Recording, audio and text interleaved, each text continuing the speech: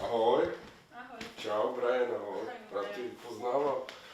Tak jak se jmenuješ? Já se jmenuji Mája. Mája? A přijela jsi teda? Přijela jsem z Brna. Jo. No, před týdnem mi bylo 18. Nekecej. Jsem na to čekala celou dobu, až mi bylo 18, to bych se mohla přijet. No.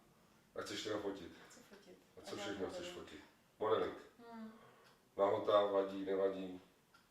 tak jako, Spodní prádlo. to je v pohodě. Jo? Hmm.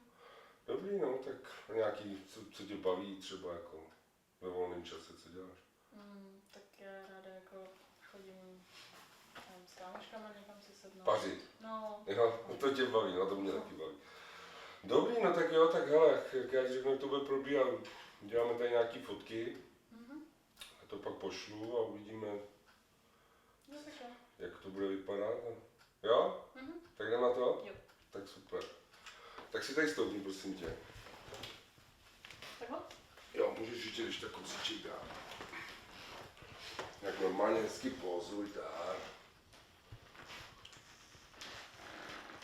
Se taky mohl zapnout, že jo? Tak jdem na to, jo? Hezký úsměv. Ať tě to prodá. Super. Bomba. Ty si třeba ručičky do vlásku, něco tak. To je ono. Ale ty už to dělala, ne? Ještě ne. Ne. Jako ty fotky, myslím.